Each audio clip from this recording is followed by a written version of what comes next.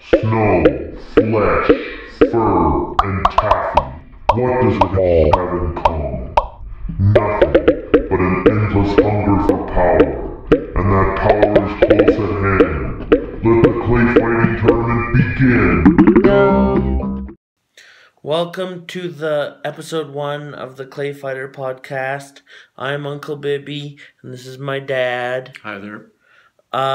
We might not be the permanent hosters of the Clay Fighter podcast, and of course it's not the official Clay Fighters podcast, but we're just fans of the series, aren't we, Yes, we Dad? are. We're big fans.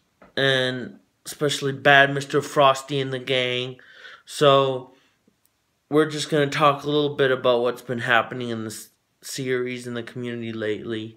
So Interplay themselves, on their Facebook, they've been posting links to like new Steam ports.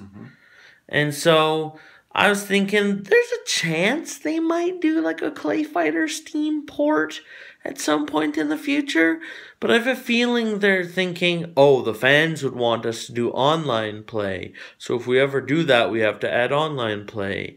And that might be stopping them from doing it because I doubt Hervé would put up the budget for an online port.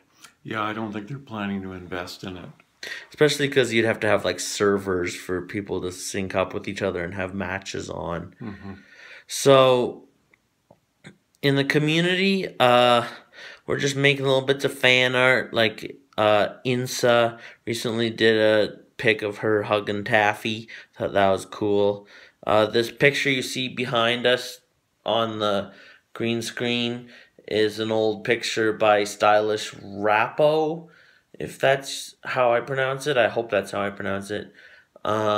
It's switched from left to right, but you can sort of see all the different Clay Fighter characters bungled together. And I was just playing on my computer an emulation of Clay Fighter 63 in the third. I'm starting to realize why people sometimes like that one more than Sculptor's Cut, because just the way you hit someone into another part of a level, like in Sculptor's Cut, it's basically when you're on the turn of going around the 2D space of the level, when you're right next to where the entrance to the next part is, you hit them hard and they sometimes go through.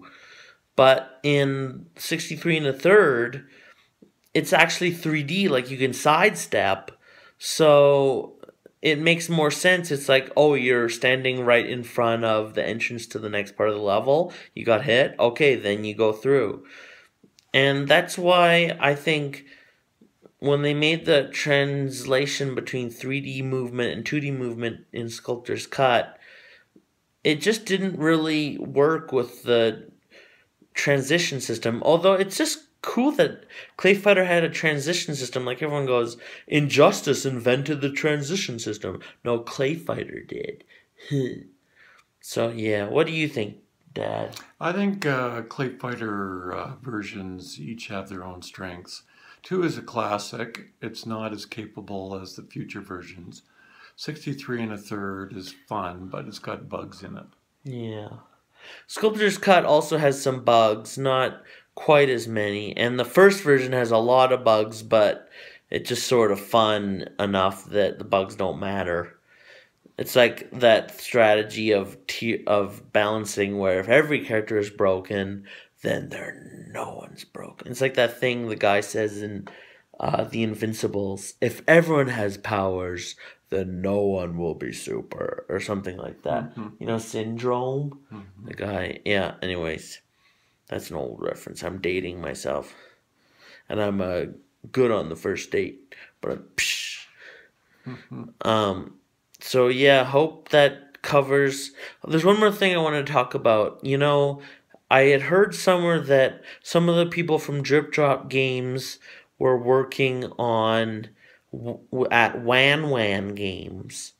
I couldn't find an email to contact Wan Games, but I found their YouTube account, and I sent a YouTube message just saying, I'm a composer, I have some music, and I was like, You know, you can borrow my music for your games or whatever from the Free Music Archive, but just by the way, did you ever file an injunction against Interplay or whatever? And I'm hoping to hear back from them, so we'll see. We'll see if there's a future for Clayfighter. Thank you so much. Have a good day or night. Yeah.